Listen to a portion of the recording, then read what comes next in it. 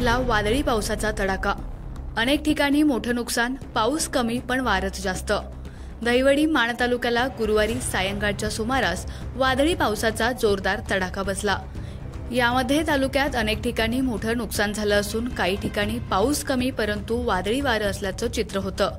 या वादळी वाऱ्यामुळे उत्तर माणमध्ये बऱ्याच ठिकाणी समाधानकारक पाऊस झाला। वातावरणात गारवा निर्माण झाला। मात्र वादळी वाऱ्यानं काही ठिकाणी होत्याचं नव्हतं झालं। दहिवडी शिखर शिंगणापूर रोडवर असलेल्या वावरहिरे येथील मुख्य पुलालगत असलेल्या बाभळीच्या झाडांनी मुख्य रस्त्यावरच लोटांगण घातल्यानं दोन्ही बाजूची वाहतूक ठप्प झाली होती। यावेळी वाहनधारकाने पर्यायी मार्ग काढत वावरहिरेच्या ओढ्यातून प्रवास केला। त्याचबरोबर वावरहिरे येथीलच पिसे वस्तीवरील हरिदास पिसे यांच्या जनावरांच्या गोठ्यावरील पत्रा उडून गेला। दहिवडीमध्ये नगरपंचायतीच्या मागील बाजूस उभ्या केलेल्या घंटागाडीवर निलगिरीचे झाड कोसळल्यानं गाडीचं नुकसान झालं व त्यानंतर कर्मचाऱ्यांनी घटनास्थळी धाव घेत ते झाड बाजूला केलं। रिलायन्स पेट्रोल पंपाजवळ विजेचा खांबच रस्त्यावर पडल्यानं वाहतूक विस्कळीत झाली होती। वाहनधारकांनी यावेळी शेजारी असणाऱ्या सनी ग्राउंडमधून प्रवास केला। पॉकेट कॅफे समोरील झाडाची मोठी फांदी झुंबड हॉटेलच्या बोर्डवर पडली होती।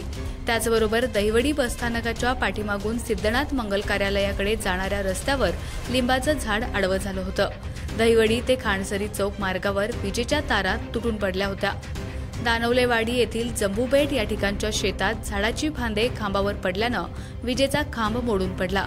त्याचबरोबर विलास भोसले यांच्या शेळ्यांच्या शेडवरचा पत्रा वाऱ्याच्या दणकानं उलट्या छत्रीप्रमाणे झाला। शिखर शिंगणापूर ते गुप्तलिंग मार्गावर असणाऱ्या झाडांनीही वादळी वाऱ्याच्या दणक्यामुळे रस्त्यावर धाव घेतल्यानं हा मार्गही प्रवासासाठी बंद झाला होता। या वादळी वाऱ्यामुळे अनेक ठिकाणी विजेचे खांब पडले, अनेक ठिकाणी मोठं नुकसान झालं। त्यामुळे वीज गायब होणे हे साहजिकच होतं। वीज गायब झाल्यानं सर्वत्र काळोखाचं साम्राज्य पसरलं होतं। अनेक ठिकाणी वीज वितरणाच्या माध्यमातून वीज सेवा सुरळीत करण्यासाठी युद्धपातळीवर प्रयत्न सुरू असल्याची माहिती मिळत आहे। खबर गावाकडची प्रतिनिधी एकनाथ वाघमोडे, दहिवडी।